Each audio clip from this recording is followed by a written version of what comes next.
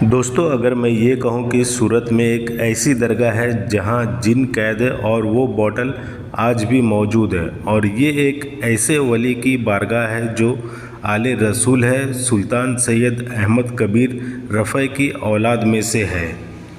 तो चलिए आपको मैं हजरत की बारगाह की ज़ियारत कराता हूँ और मुख्तसर सी हिस्ट्री आपको बताता हूँ। बिस्मिल्लाहिर्रहमानिर्रहीम। अस्सलाम वालेकुम, बंदा नवाज शाहनवाज नए ब्लॉग को लेकर फिर से आपकी खिदमत में हाजिर है। दोस्तों, आज मैं गुजरात के सूरत के शहर में हूँ, नांदेड़ गांव, और यहाँ पे हजरत सैयद सैफुल्लाह शाह रहमतुल्लाह अलैह आराम फरमा रहे हैं। तो आपको मैं इस वीडियो में बाबा जान का ज़ियारत कराऊंगा और जो भी जानकारी मिलेगी वो मैं आपको इस वीडियो में शेयर करूँगा।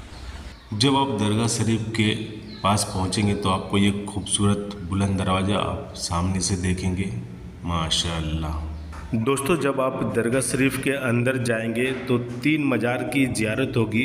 बीच वाली मज़ार हजरत सैयद सैफुल्लाह रिफ़ई रहमतुल्लाह अलैह की है। आपके बाजू में जो मज़ार है आपकी फ़जंदों की मज़ार है। आपका मुकम्मल नाम हजरत सैयद शाह सैफुल्लाह रफ़ई रहमतुल्लाह अलैह है। आप सुल्तान सैयद अहमद कबीर रिफ़ई के औलाद में से हैं।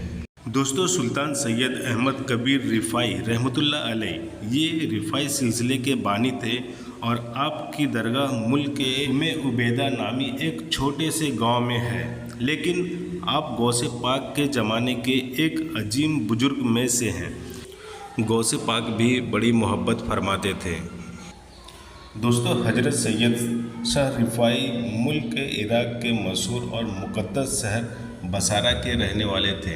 अल्लाह के हुक्म से मुल्क के हिंदुस्तान गुजरात के शहर सूरत में आपने मुकाम किया। सूरत के रांदेर इलाके में जहां आज आपकी दरगाह शरीफ है, करीबी एक मस्जिद हुआ करता था जहां आपने क़याम किया। वहां के लोगों ने जब आपको देखा तो कहा, बाबा आप इस जगह पे मुकाम ना करें, यहां अक्सर रात में जिन आया करता है। कोई भी यहां रुकता है तो सुबह तक वो ज़िंदा नहीं बचता, क्योंकि जिन्नातों का इबादत का वक्त हुआ करता है। हजरत सैयद सैफुल्लाह रिफ़ई रहमतुल्लाह अलैह ने फरमाया कि मैं अल्लाह के सिवा किसी से नहीं डरता। ये जिन्नात भी अल्लाह के मखलूक है, ये क्या हमें नुकसान पहुंचाएंगे। यह कहकर आपने उसी जगह पे क़याम किया। यह सुनने के बाद रांदेर के लोगों ने सोचा, ये कोई पहुँचे हुए बुजुर्ग है, इसे यहीं पे रहने दो। जब अगली सुबह रांदेर के लोगों ने आकर देखा तो हजरत सही सलामत थे और नमाज़ पढ़ रहे थे। अब इस वाक़या के बाद हजरत सैयद सैफुल्लाह रिफ़ई रहमतुल्लाह अलैह की शोहरत चारों तरफ फैलने लगी। लोग दूर दूर से ज़ियारत करने के लिए आने लगे, और आप उन लोगों को दीनी तालीम दिया करते थे, और देखते ही देखते हज़ारों लाखों में लोग मुरीद बनने लगे। रांदेर के इलाके में एक अमीर शख्स रहा करता था। वो हजरत सैयद सैफुल्लाह रहमतुल्लाह अलैह से ज़्यादा अकीदा रखा करते थे। वो ये देखकर कहा कि हजरत आप मेरे कोठी में रहें, और हजरत सैयद सैफुल्लाह रहमतुल्लाह अलैह को एक कमरा दे दिया। जैसे जैसे वक्त बीतता गया, लोगों की हुजूम बाबा के हुजरे पे बढ़ने लगी। जो वो अमीर शख्स था उसे वहाँ पे रहने में तकलीफ़ आने लगी, तो उन्होंने कहा, हुजूर आप अपना मकाम कहीं और कर लें। तो यह सुनकर बाबा जान ने फरमाया कि अभी लोग यहाँ पे ही मुझे देख रहे हैं, लोग सोच रहे हैं कि अब मैं यहाँ पे ही रहने वाला हूँ, तो ये कोठी मुझे बेच दो। ये बात सुनकर अमीर शख्स मन ही मन हंसने लगा और सोचने लगा कि बाबा के पास इतना रकम कहाँ से आएगा कि ये कोठी खरीद सके।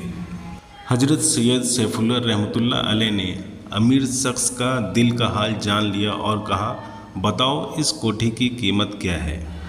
वहीं पे पड़ा एक मिट्टी का ढेला पड़ा था, तो वो अमीर शख्स जिसकी कोठी थी, उन्होंने हुजूर को कहा, हुजूर आप इस मिट्टी के ढेले के बराबर आप मुझे सोना दे दें, ये कोठी आपकी हो जाएगी।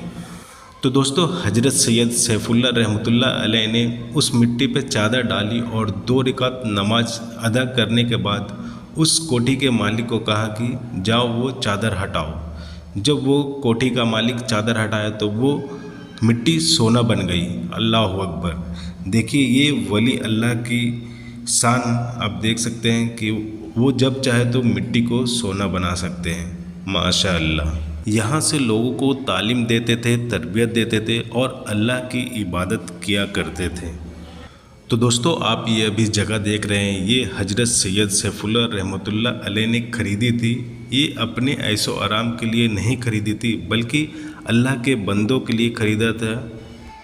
खुद की बात आती तो आप सूखी रोटी ही खाया करते थे और फ़कीरी ज़िंदगी जिया करते थे। दोस्तों जब आप हजरत सैयद सैफुल्लाह रहमतुल्लाह अलैह के मज़ार की तरफ से पीछे की तरफ आएंगे तो आप ये देख रहे हैं, ये बहुत सारे मज़ारें हैं जो ये हजरत सैयद सैफुल्लाह रहमतुल्लाह अलैह के ख़ानदान की मज़ारें हैं।